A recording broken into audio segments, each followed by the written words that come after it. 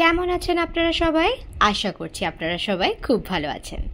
আজকে আপনাদের জন্য নিয়ে চলে এসেছি সম্পূর্ণ নিরামিষ একটা রেসিপি। হ্যাঁ, আজকে আপনাদের সঙ্গে শেয়ার করব পালক পনির।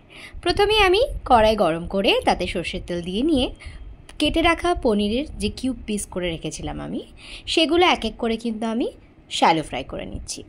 হ্যাঁ, খুব সাবধানে এটা তুলে নিতে হবে, কারণ পনির মানে বুঝতেই পারছেন প্রচণ্ড পরিমাণে নরমও থাকে। যাই হোক, আমি এটা কিন্তু এক এক করে ফ্রাই করে নিয়ে আমি তুলে নিচ্ছি। এবার কড়াইয়ে তেল গরম হলে তাতে কুচিয়ে রাখা আদা দিয়ে নিলাম, আর গোটা এলাচ আর গোটা লবঙ্গ দিয়ে নিয়ে ভালো মতন একটু ফ্রাই করে নিলাম, অবশ্যই লো ফ্লেমে রেখে। তারপর সামান্য পরিমাণে গোটা জিরে দিলাম। ব্যাস, তারপরে বেটে রাখা টমেটো এর মধ্যে দিয়ে নিলাম, সামান্য পরিমাণে লঙ্কার গুঁড়ো, সামান্য পরিমাণে জিরে গুঁড়ো, সামান্য পরিমাণে হলুদ দিয়ে ভালো মতন কিন্তু আমি মশলাটাকে মিক্সড করে নিলাম। অবশ্যই খেয়াল রাখতে হবে লো ফ্লেমে রেখে সম্পূর্ণ রান্নাটা করতে হবে। এরপর পরিমাণ অনুযায়ী আমি সামান্য নুন দিয়ে নিলাম, তারপর 3টে কাঁচা লঙ্কা দিয়ে নিলাম।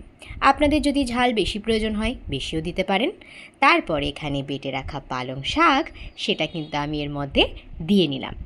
এবার অপেক্ষা করব কালারটা চেঞ্জ হয়ে আসা অবধি।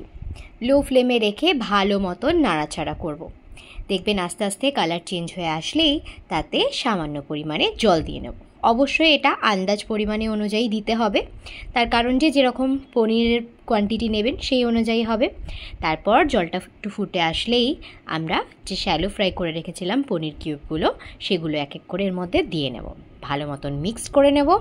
একটু ফুটে আসলে তাতে আমি অল্প পরিমাণে হিং ছিটিয়ে নিয়েছি। ব্যাস, এবার ভালো মতন মিক্সড করে এখানে প্রায় বলতে গেলে আমাদের পালক পনির কিন্তু পুরোপুরি রেডি। তো একটু গ্রেভিটা ড্রাই হয়ে আসা অবধি অপেক্ষা করব। রেডি পালক পনির। কেমন লাগলো অবশ্যই কিন্তু কমেন্ট সেকশনে জানাবেন।